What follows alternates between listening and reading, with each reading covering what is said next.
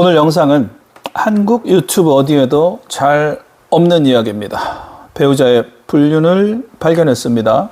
증거도 손에 쥐었어요. 그런데 막상 이혼하려는 단어 앞에 서니까 발이 안 떨어집니다. 아이 때문에, 부모님 때문에, 경제적 이유 때문에, 그리고 사실은 그 사람을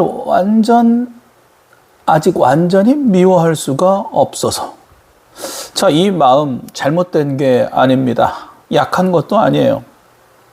한국에서 부정행위를 알게 된 분들 중 절반 이상은 사실 이혼하지 않습니다. 그런데 그분들이 어떻게 그 한 달, 1년, 5년을 살아가는지에 대해 누구도 정확히 알려주지를 않아요. 자, 오늘 이 60분 그 답을 드리겠습니다. 끝까지 보세요. 아직 해우소를 구독하지 않으신 분들은 구독 버튼을 부탁드리겠습니다. 자, 오늘 60분 7챕터로 진행하겠습니다. 첫 번째, 이혼 안 하는 게 더 나은 5가지 이유. 두 번째, 절대 이혼해야 하는 3가지 신호. 세 번째, 가정을 지키는 4가지 선택지. 네 번째, 배우자에게 알릴 것인가, 모르는 척할 것인가 결정하는 기준. 5번째, 상간자만 청구하고 가정을 유지하는 전략. 6번째, 실전 사례 3건. 가정을 지킨 분들의 진짜 이야기를 들려드리겠습니다. 7번째, 의심부터 안정까지 6개월 회복 타임라인. 자, 이 영상을 끝까지 보시면 이혼이 아닌 다른 선택지가 본인에게도 있을 수 있다는 걸 정확히 알게 되실 겁니다. 자, 인사드리겠습니다. 국내 1호 탐정 임병수 대표입니다. 채널의 아이콘택트에서 국내 최초로 실제 탐정으로 방송 출연했고, 이후 YTN 뉴스, JTBC 뉴스룸, SBS, MBN 동치미, 서울신문, 시냅스까지 다양한 매체의 사건을 다뤘습니다. 가평 계곡 익사 사건, 울산 우정동 청산가리 살인사건, 수백억 원 사기범 동남아 추적, 캄보디아 한국인 납치 사건 등 큰 사건도 다뤘지만 가장 많이 한 일은 부정행위 사안입니다. 벌써 수백 건, 아니 수천 건은 될 것 같습니다. 그런데 사실 제가 가장 자주 의뢰받는 케이스가 어떤 건지 아십니까? 이혼은 절대 하고 싶어요. 그런데 진실은 알아야겠어요. 이렇게 말씀하시는 분이 가장 많습니다. 그래서 오늘 영상을 만들어 봅니다. 이혼이 모든 답이 아닙니다. 그리고 이혼하지 않는 것도 비겁한 건 아닙니다. 단, 이렇게 다음 단계를 어떻게 살아가느냐가 중요합니다. 그 시간이 쌓여서 제가 지금 KCI 한국탐정연맹 상임대표를 맡고 있고, 후배 탐정들에게 우리 KCI 탐정사 자격증을 직접 교육 발급하고도 있습니다. 개인 탐정사무소 이름은 해율제 탐정사무소이고요. 이 채널 해우소와 같은 이름의 네이버 카페도 운영하고 있으니까 여러분들 많은 관심과 가입을 부탁드리겠습니다. 자, 오늘 다룰 내용은요, 합법 범위 안에서의 정보 전달이고, 동시에 가정을 지키시려는 분들을 위한 현실적인 안내서가 될 것 같습니다. 모든 결정은 본인의 상황과 가치관에 따라 달라질 수 있습니다.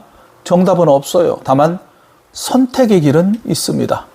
자, 첫 번째 챕터 들어가겠습니다. 이번 영상의 첫 번째 챕터. 이혼 안 하는 게 오히려 더 나은 5가지 경우부터 제가 정확히 짚어드리겠습니다.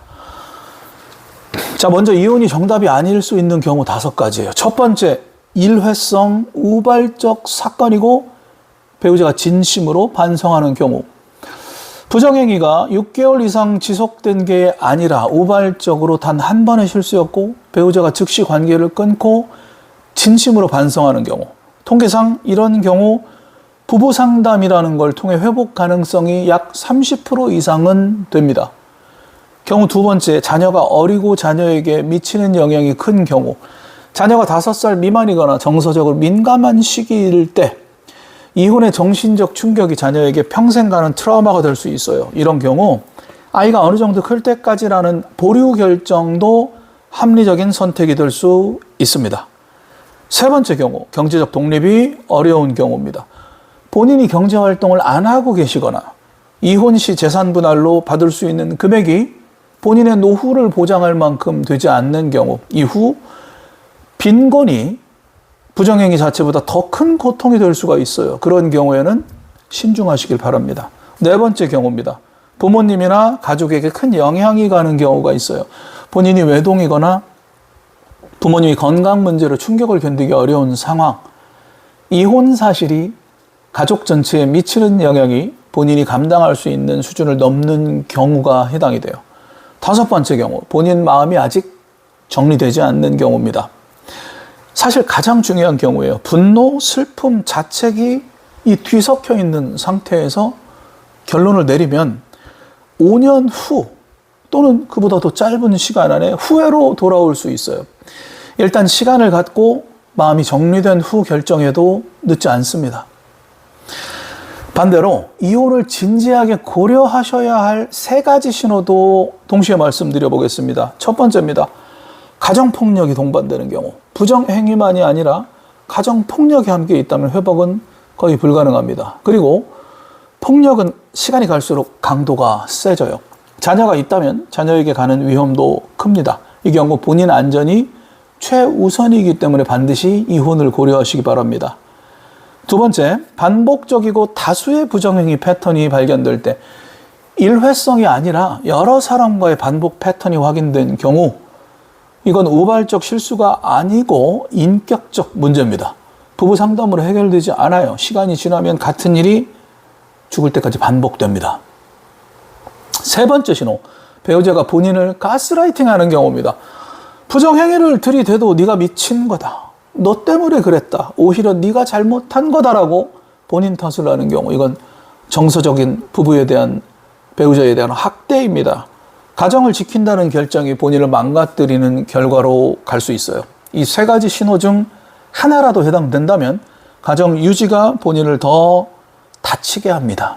다른 선택이 반드시 필요합니다.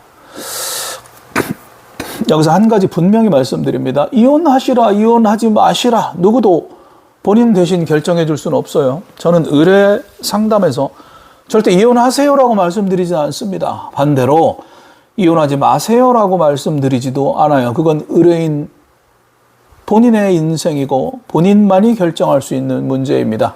그러나 제가 드릴 수 있는 건 정확한 정보, 정확한 선택지, 그리고 어떤 선택을 하든 그 결과를 후회하지 않도록 함께 정리를 도와주는 일입니다. 오늘 이 영상이 결정을 내리는 영상이 아닙니다. 본인이 결정할 수 있도록 선택지를 펼쳐드리는 영상입니다. 자, 다음 챕터, 가정을 지키기로 결정하셨다면 이제 어떤 네 가지 길이 있는지 정확히 풀어드리도록 하겠습니다. 가정을 지킨다는 결정 안에도 사실 네 가지 다른 길이 있어요. 본인이 어떤 길로 가야 할지 정확히 보여드리겠습니다. 첫 번째 선택입니다. 배우자에게 부정행위를 알리고 부부 치료로 회복하는 길입니다. 가장 본격적인 회복 경로가 돼요. 단 조건이 있습니다. 배우자가 진심으로 반성하고 두 사람이 함께 회복할 의지가 선행되어야 합니다. 진행 흐름은 이래요. 첫 번째, 결정적 증거를 확보하고 모르는 척하면서가 아니라 알립니다. 그리고 부인할 수 없을 정도의 증거를 확보합니다.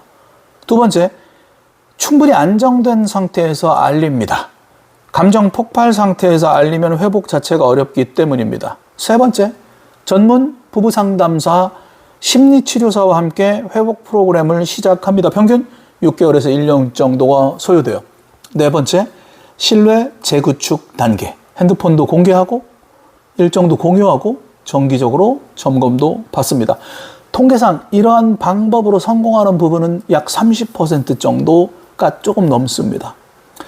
적어 보이죠. 그렇지만 결정적인 증거와 진심 어린 반성, 전문가의 개입이 결합된 경우는 최대 50%까지도 올라가는 걸 봤습니다. 핵심은 용서가 아닙니다. 재선택입니다. 같은 사람을 다시 선택하는 결정입니다. 이게 부부 회복의 진짜 정의라고 볼 수 있어요. 자, 이제 두 번째입니다. 부정행위 사실을 알리되 일단 별거를 하면서 시간을 갖고 재결정하는 방법입니다. 이혼은 아직 결정 안 하셨지만 부정행위는 묻어두기 어려운 경우 충분히 합리적인 선택입니다. 진행 흐름은요. 첫 번째, 결정적 증거를 확보하고 알립니다. 두 번째, 별거를 시작합니다. 1에서 6개월 정도 같은 공간에서는 회복이 어렵기 때문입니다. 세 번째, 별거 기간 본인 회복 우선. 별거 기간 동안에 나만 생각하라는 거예요. 상담받고 운동하고 본인의 일상을 재구축하는 겁니다. 네 번째 단계에서 일정 기간이 지난 후 다시 재결정을 합니다. 회복으로 갈지 이혼으로 갈지. 자, 이 길의 핵심은 결정을 보류한다는 거예요. 지금 이 순간의 감정으로 결정 내리지 않고 시간을 도구로 쓰는 것입니다. 자, 그리고 별거 중에도 시효는 진행이 됩니다. 그래서 별거 시작 전에 변호사를 통해 청구 의사 표시, 즉 이전 영상에도 말씀드렸지만 내용 증명을 보내는 게 안전합니다. 회복으로 가더라도 권리는 살아있어야 하기 때문이죠. 세 번째입니다. 알리지 않고 상간자만 정리하는 경우. 배우자에게는 알리지 않고 상간자에게만 위자료 청구 소송을 하는 겁니다. 이 길은 가장 많이 하는 길이기도 해요. 한국 가정에서 매년 수많은 분들이 이 길을 선택합니다. 이혼은 하지 않고 상간소송으로 상간자만 제거하는 방법. 다만 누구도 공개적으로 말씀하시지는 않을 뿐입니다. 진행 흐름을 말씀드리면 결정적인 증거를 확보해서 변호사를 통해 상간자에게만 내용 증명 또는 위자료 청구 소송을 진행하고 상간자가 관계를 단절하고 위자료에 합의하게 합니다. 마지막으로는 배우자에게는 알리지 않은 채 부정행위가 자연 종료되는 방식입니다. 자, 이러한 방식의 장점은 가정의 표면을 흔들지 않으면서 부정행위를 끝낼 수 있을 수 있다는 것. 자녀에게, 가족에게, 사회적으로도 알리지 않고 조용히 묻을 수 있다는 것. 단점도 있습니다. 배우자는 본인의 배우자 행위가 들켰다는 걸 모를 수 있다. 같은 패턴이 반복될 가능성도 있다. 그리고 본인이 평생 그 비밀을 안고 살아야 한다는 것. 즉 배우자 모르게 조용히 상간자를 정리하는 것. 자, 그래서 이 선택을 하시는 분께는 두 가지를 권유를 드립니다. 상간자 합의서에 향후 접촉 금지 조항 명시, 그리고 본인 심리 상담은 별도로 받으시기. 비밀을 혼자 안고 사는 것 또한 정서적 부담이 큽니다. 자, 네 번째 선택지를 알려드리겠습니다. 배우자에게도 알리지도 않고 상간자도 건드리지 않고 모든 것을 묻고 가기. 가장 어렵고 가장 많이 선택되는 길이기도 합니다. 동시에 솔직하게 말씀을 드립니다. 자, 이 길을 추천드리지는 않습니다. 다만 비판하지도 않고 싶습니다. 이유가 있는 분들의 결정이고 본인이 가장 잘 아십니다. 다만 이 길을 선택하려면 두 가지가 갖춰져 있어야 하는데요. 일단 본인이 그 사실을 알고도 평정심을 유지할 수 있는 정신력, 매일 식탁에 마주 앉아 밥 먹을 수 있어야 합니다. 부정행위가 일회성으로 끝났다는 확인, 진행 중이거나 반복되는 부정행위를 두고 묻어두면 본인이 무너질 수 있습니다. 이 두 가지가 안 된다면 다른 선택지로 가십시오. 그리고 한 가지, 묻어두기로 결정하셨다면 증거는 꼭 오랫동안 보관해 두시기 바랍니다. 시효는 진행됩니다. 5년 후에 마음이 바뀔 수도 있거든요. 그때 증거가 살아있어야 다음 선택의 자유가 있습니다. 자, 네 가지 선택지를 드렸습니다. 어느 길이 정답일까요? 답은 이 방송을 보시는 본인만 아십니다. 다만 한 가지 말씀드리고 싶은 건요. 어떤 선택을 하시든 그 선택이 도망이라는 것이 되지 않으려면 본인 성향을 메타인지를 통해서 객관적으로 정리해주는 사람이 한 명은 있어야 합니다. 그게 변호사일 수도 있고 저 같은 합법적인 탐정일 수도 있고 심리상담사일 수도 있습니다. 누구든 한 명은 필요합니다. 혼자 결정하지 마시고 혼자 결정한 시간이 지나면서 흔들릴 수가 있습니다. 저희 해율제 탐정사무소에서는 의뢰 전 무료 상담을 합니다. 물론 유료 상담도 진행을 하고요. 이 네 가지 선택지를 함께 펼쳐놓고 본인 상황에서 어떤 길이 현실적인지 같이 상담을 드릴 수가 있습니다. 의뢰 권유는 강요하진 않습니다. 자, 다음 챕터입니다. 가장 어려운 결정입니다. 배우자에게 알릴 것인가, 모르는 척 할 것인가. 자, 이 결정은 모든 것을 좌우합니다. 알릴 것인가, 모르는 척 할 것인가. 정확한 기준을 드리겠습니다.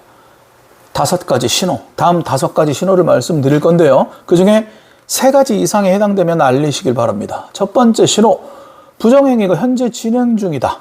묻어두면 더 진행될 가능성이 있다. 1번. 두 번째, 본인이 모르는 척 하면서 정상적으로 살 수 있는 정신력이 아니다. 잠을 못 자. 음식이 안 넘어가. 일이 안 되는 상태라면 묻어두는 게 본인을 더 망가뜨릴 수 있습니다.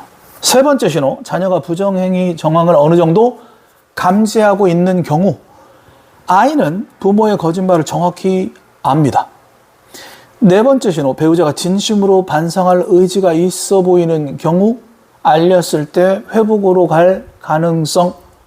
5번째 신호, 본인 마음에 진실 없이는 살 수 없다는 분명한 가치관이 있는 경우, 본인 인생관의 문제입니다. 자, 이 5가지 신호 중에 3개 이상이면 알리는 길로 가시는 게 본인에게도 가정에게도 더 건강합니다. 자, 반대로 다음 4가지 신호를 말씀드리겠습니다. 이 중에 3개 이상 된다라면 일단 모르는 척 하시길 바랍니다. 첫 번째, 부정행위가 명백히 종료됐습니다. 일회성이었습니다. 첫 번째. 두 번째, 이 사실을 알렸을 때 배우자가 폭력적으로 반응할 가능성이 있는 경우입니다. 본인의 안전이 우선이기 때문에 일단 멈추십시오. 세 번째 신호, 알리는 행위 자체가 자녀에게 큰 충격이 될 시기인 경우, 자녀의 입시 직전, 자녀가 정서적으로 매우 민감한 시기. 네 번째 신호, 본인이 객관적으로 평정심을 유지할 수 있는 사람인 경우, 모르는 척 하면서도 본인 일상을 영위할 수 있는 정신력. 이 4가지 신호 중에 3개 이상이다. 그러면 묻어두는 결정을 추천합니다. 다만 묻어두는 결정이 곧 잊어버리는 결정은 아닙니다. 증거를 보관하시고 5년이란 시효를 반드시 관리하시고 본인의 심리를 관리하시길 바랍니다. 자, 이제 알리기로 결정하셨다면 지켜야 할 원칙 7가지를 말씀드리겠습니다. 알리기로 하셨다면 첫 번째, 증거 확보 후에 알리십시오. 정황만 가지고 알리면 큰일 납니다. 오해다, 너 미친 거다라고 끝나기가 쉬워요. 두 번째 원칙, 본인이 안정된 상태에서 알리십시오. 분노가 폭발한 상태에서 알리면 회복이 안 되는 경우가 발생할 수 있습니다. 세 번째 원칙, 단둘이 안전한 공간에서 공공장소나 자녀 앞에서 알리지 마십시오. 네 번째 원칙, 사실만 짧게, 길게 설명하지 말고 나는 다 알고 있다는 사실만 전달합니다. 5번째 원칙, 변호사 또는 탐정을 동행하거나 또는 사전 자문을 받으십시오. 알린 직후 배우자가 어떻게 반응할지 이 시나리오를 전문가의 의견을 들어 준비하십시오. 6번째 원칙, 자녀가 있다면 자녀 안전을 우선하는 시나리오를 만드십시오. 배우자가 격양되면 자녀에게 갈 수도 있기 때문입니다. 7번째 원칙, 알린 직후 본인 거주지 재산 안전 조치가 필요합니다. 배우자가 충동적으로 재산을 빼돌리거나 가출할 수가 있습니다. 자, 7가지 원칙을 안 지키시고 알리면 알린 그 순간이 본인 인생에서 가장 후회되는 순간이 될 수가 있습니다. 알리는 그날 그 자리에 의뢰인분 혼자 있지 마시길 바랍니다. 제가 직접 진행한 케이스 중에 의뢰인이 이 내용을 알리는 그날을 함께 준비한 적이 여러 번 있었습니다. 며칠 전부터 시나리오를 같이 짜고 알리는 그 시간대에 변호사, 심리상담사와 대기 상태를 만들어 두고 알린 직후 본인 거주지에 본인이 안전하게 머물 수 있도록 동선을 설계했습니다. 이 내용을 알리는 그 순간이 부부관계에서 가장 격동적인 순간이 됩니다. 그 순간 의뢰인분이 혼자 있으면 무너져요. 그래서 저 같은 탐정의 일은 증거 수집에서 끝나는 게 아니라 그 결정적인 순간에 의뢰인 옆에서 의뢰인을 컨설팅 해드리는 일까지가 탐정의 일입니다. 자, 다음 챕터 알리지 않고 상간자만 정리하는 전략을 설명드리겠습니다. 이제 선택 세 번째를 깊이 풀어드립니다. 배우자에게는 알리지 않고 상간자에게만 위자료 청구하면서 부정행위를 조용히 끝내는 전략. 총 5단계로 진행이 됩니다. 먼저 결정적 증거를 확보하고 합법적 탐정과 함께 합니다.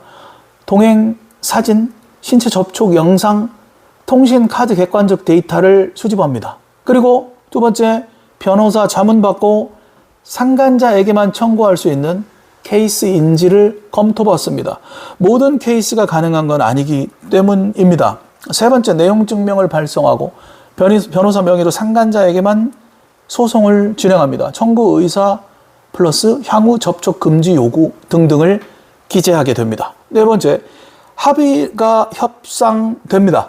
상간자가 사실이 인정하면 합의금은 보통 1,500에서 3,000만 원 정도. 마지막 5번째, 합의서 작성을 하게 되고 위자료와 향후 접촉 금지, 비밀 유지 조항 등등을 기재하게 됩니다. 이 5단계가 잘 실행되면 배우자는 이 사실을 평생 모르고 갈 수 있어요. 그리고 부정행위는 자연 종료될 수가 있습니다. 이 전략에는 4가지 주의사항이 있어요. 첫 번째, 상간자가 합의를 거부하고 소송으로 갈 경우 소장이 도달되면 배우자에게도 사실이 알려질 가능성, 그래서 합의 단계에서 끝내는 게 피차 나쁘지 않을 수 있습니다. 두 번째 주의사항은 위자료 액수에 너무 욕심내지 마십시오. 가정을 지키는 게 목적이지 최대 액수를 받는 게 목적은 사실 아닙니다. 합리적 금액에서 빠르게 마무리하시는 게 피차간에 좋습니다. 세 번째는 본인 명의 계좌가 아닌 별도 계좌로 받으십시오. 갑작스러운 입금이 배우자에게 의문을 줄 수가 있습니다. 네 번째 주의사항은 합의서 비밀 유지 조항을 필수적으로 쓰십시오. 상간자가 추후 배우자나 제3자에게 발설하지 못하도록 말입니다. 자, 이 전략의 핵심은 한 가지입니다. 비밀 보장. 그래서 이 전략을 진행하실 때 가장 중요한 게 누구와 함께 가느냐인데요. 사무소 내부 정보를 분리하고 보고서를 암호화하고 변호사 미팅 시간도 분리하고 의뢰인분 외에는 누구도 진행 상황이 알 수 없도록 비밀리에 진행하는 것이 좋습니다. 제가 직접 진행한 케이스 중에 이 전략으로 마무리한 분들이 상당히 많은데 그분들 모두 지금도 가정을 유지하고 계십니다. 어떤 분은 몇 년이 지나도 저한테 연락을 주시는 분이 있어요. 그때 선택이 맞았습니다. 아이도 잘 컸고 남편도 많이 변했습니다. 비밀이 안 새서 다행입니다. 물론 쉽지 않은 결정입니다, 여러분. 자, 이제 실제 사례를 한번 말씀드려 볼게요. 신원보호위의 모든 정보는 수정했습니다. 핵심 흐름만 세 분이 어떻게 다른 선택을 하셨고 어떤 결과로 갔는지를 말씀드릴게요. 첫 번째 1번 사례. 30대 후반 여성 D씨.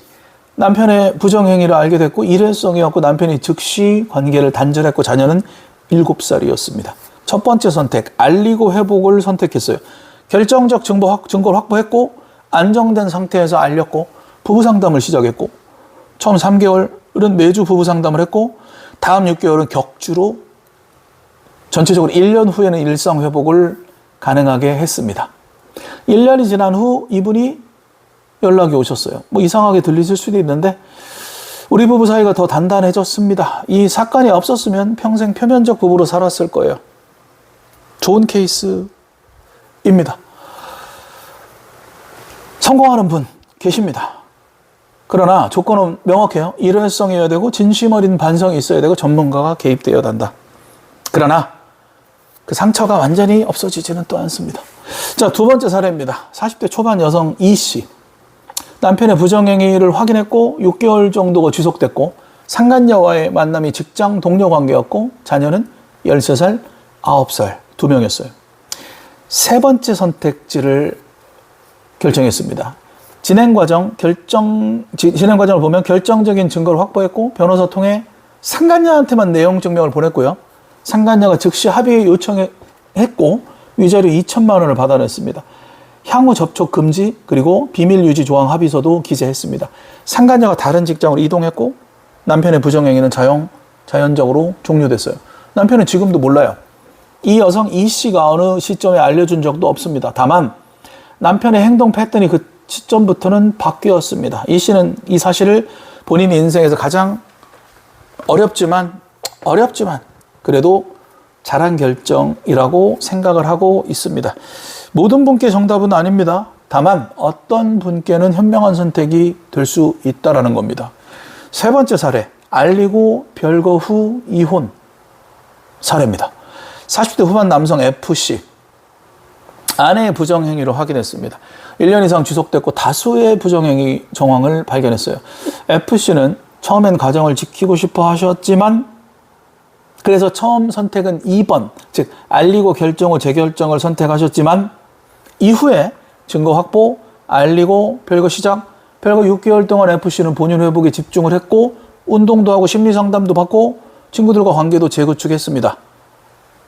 6개월 후 이분이 다시 저희 탐정사무소에 오셨어요. 대표님, 처음엔 가정을 지키고 싶었는데 6개월 떨어져 있어 보니 알겠습니다. 같이 사는 게 행복이 아니라 같이 사는 척 하는 거였습니다. 이혼을 결정했습니다. 이혼 진행을 했습니다. 위자료 재산 분할 충분히 합리적으로 결정됐고 자녀들과의 관계도 잘 정리됐고 1년 후 F씨는 새로운 인생을 시작했습니다. 자, 이 사례가 알려주는 메시지가 있어요. 처음에 어떤 선택을 하셨든 그 시간을 거치면서 진짜 내가 진짜 원하는 게 무엇인지를 정확히 알게 된 사례입니다. 그래서 이 시간을 도구로 쓰는 게 매우 중요해요. 이 세 분의 사례, 이 세 가지 선택, 그리고 세 가지 결과, 누구의 길이 정답이다라고 말할 수는 없습니다. 방송을 보시는 본인 인생에 맞는 길을 선택하시면 됩니다. 전문가의 어드바이스와 함께요. 자, 이제 마지막 챕터 말씀드릴게요. 어떤 선택을 하든 그 6개월을 어떻게 통과하느냐가 본인 회복을 결정합니다. 6개월 타임라인을 정확히 짚어드려 보겠습니다. 1단계, 1일에서 30일 차 충격을 받는 시기입니다. 충격기. 가장 위험한 시기. 감정이 폭발하고 잠을 못 자고 일이 안 됩니다. 이 시기 핵심 과제는 단 하나, 버티는 것, 균형을 잡는 것, 무너지지 않는 것입니다. 4가지 해야 할 일을 말씀드려 볼게요. 첫 번째, 본인의 안전을 점검하십시오. 식사, 수면, 기본 일상을 유지해야 됩니다. 두 번째, 결정을 빨리 내리지 마십시오. 보류하세요. 이 시기에 큰 결정을 내리지 마십시오. 이혼이든 알림이든 묻어가기든 묻기든 말입니다. 세 번째, 객관적 시각을 가진 한 사람을 확보하세요. 변호사 또는 탐정 또는 심리상담사 중 한 명과 정기적인 만남 또는 면담을 하시기 바랍니다. 네 번째는 일지를 써보세요. 그날의 감정과 생각을 기록합니다. 나중에 결정적인 이익을 줄 수 있는 자료가 될 수가 있어요. 자, 이렇게 한 달을 보낸 후 이제 31일에서 90일까지 3개월까지 감정이 어느 정도 가라앉기 시작하는 단계입니다. 이 시기의 핵심 과제는 객관적인 정리입니다. 2단계. 첫 번째, 4가지 선택지를 본인 상황에 하나씩 대입해 보는 것입니다. 어떤 길이 본인에게 맞는지. 두 번째, 자녀, 부모님, 경제 상황 등 외부 변수에 대한 객관적인 정리를 해봅니다. 세 번째, 본인이 진짜 원하는 게 뭔지 글로 작성을 해봅니다. 네 번째, 1차 결정을 해요. 다만 이 결정은 완전한 결정이 아니라 잠정적 시간을 두고 재확인하는 결정입니다. 자, 이제 91일 차부터 180일까지 3개월 이후부터 6개월 차까지 제3단계 실행기입니다. 결정을 실행에 옮기는 시기입니다. 어떤 선택이든 간에. 자, 해야 할 일은 이 결정을 변호사 탐정과 함께 실행합니다. 알릴 거면 시나리오대로, 상간자를 정리할 거면 절차대로. 두 번째, 실행 직후 본인의 안정을 잘 관리하는 것, 가장 흔들리는 시기이기 때문입니다. 세 번째, 자녀가 있다면 자녀에 대한 관리, 부모의 변화는 자녀에게 엄청난 영향을 줍니다. 네 번째, 6개월 마무리 시점에 본인 회복을 점검합니다. 자, 이 6개월 혼자 통과하지 마시고 누구든 옆에 한 분을 함께 하시길 바랍니다. 변호사든 합법적인 탐정이든 심리 상담사든 말입니다. 자, 저희 채널 이름과 같은 해우소 네이버 카페에서 같은 시기를 통과하신 분들을 많이 만나실 수 있으니까 오셔서 함께 힘을 얻어가시면 좋을 것 같습니다. 자, 오늘 영상의 핵심은 5가지입니다. 첫 번째, 이혼이 능사가 아니다. 이혼이 모든 답이 아니다. 가정을 지키는 데는 사실 4가지 선택지가 있다라는 것. 두 번째, 알리기, 별거하기, 상간자만 정리하기, 묻어두기. 정답은 없다. 본인 상황에 맞는 길이 있을 뿐이다. 세 번째, 어떤 선택이든 반드시 결정적인 증거는 확보를 해두시길 바랍니다. 미래의 자유는 증거가 됩니다. 네 번째, 묻어두기로 결정하셨더라도 시효 관리는 별도이니 내용 증명 한 장의 권리를 지킬 수 있습니다.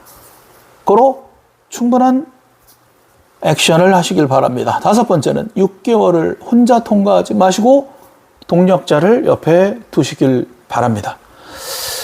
진지하게 고민 중이신 분께 3가지 길이 있습니다.